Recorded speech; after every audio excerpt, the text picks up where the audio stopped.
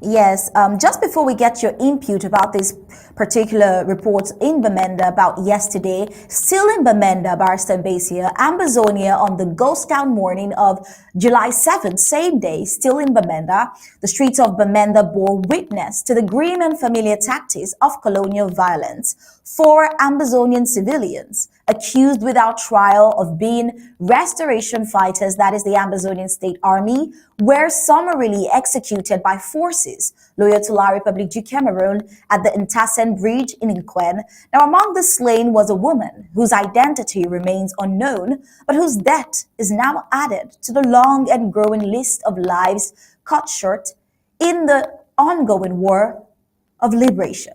Now, very sad and only shows some more reasons for Amazonians to respect the Monday ghost towns to stay indoors, knowing that they're constantly targets of the lawless colonial forces of occupation. The killings came just hours after a violent attack at Dreamland Cabaret, a known civilian space in Bamenda, where several patrons sustained gunshot injuries. The scene was chaotic and harrowing.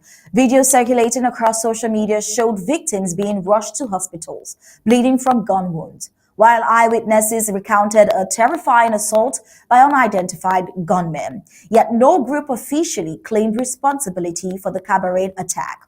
Even more suspiciously, many survivors expressed doubt that the Ambazonian State Army were involved at all, suggesting instead that these could be false flag operations, cowardly acts carried out by regime-backed militias or rogue elements disguised to tarnish the Ambazonian liberation movement, especially with the fact that they were shot at while being accused of being part of the Ambazonian State Army. But then, without investigation, without evidence, and without hesitation, the colonial military pounced. By sunrise, they had executed four people at Ntansen Bridge, branding them separatist fighters and justifying the deaths of these four civilians as retaliatory justice for the attack at Dreamland, with no forensic inquiry, no judicial process, no press briefing, just bodies left by the roadside and silence from the colonial authorities. And this, sadly, is not an isolated incident. It is a reflection of the systematic violence that defines La République's military occupation of Amazonia. Now, under the guise of counterinsurgency, colonial forces have adopted a doctrine where every young man is a suspect, every gathering is a threat, and every civilian's death just another unspoken statistics. The killing of accused Ambazonians without trial, without identification, and without accountability only reveals a deeper rot. The normalization of extrajudicial executions as state policy time and again, the colonial regime hides behind terrorism labels to excuse its war crimes, dismissing slain civilians as separatists and absolving itself of any moral or legal responsibility. Now, what remains consistent is the absence of due process. In Ambazonia, one doesn't need to be caught with arms to be killed. One simply needs to be at the wrong place at the wrong hour, with the wrong accent or in the wrong skin. While the victims of the Ntassen Bridge execution have not been officially linked to the cabaret shooting, that has not stopped the regime's military from acting as judge, jury, and executioner. And even more telling is the silence from the colonial administration.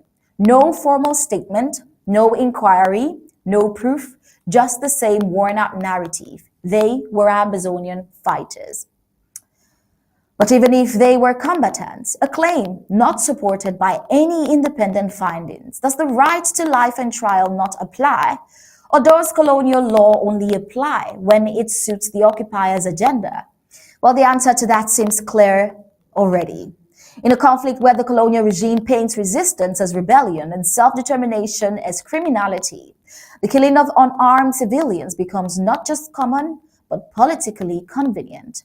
And we wonder, how long will the world watch silently as a colonial state wields death as its only language of control? Well, for Amazonians, these murders are not just personal. They are political. They remind the people of what they already know too well, that their safety, dignity, and humanity are expendable under colonial rule.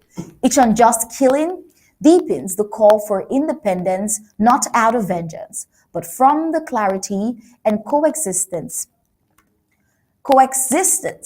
has failed. Until Ambazonia can speak with its own voice and govern under its own flag, such atrocities will continue because the colonial system cannot give justice to the colonized. The execution at Intats Bridge will be remembered, not just as a moment of loss, but sadly as a testament to the urgency of liberation.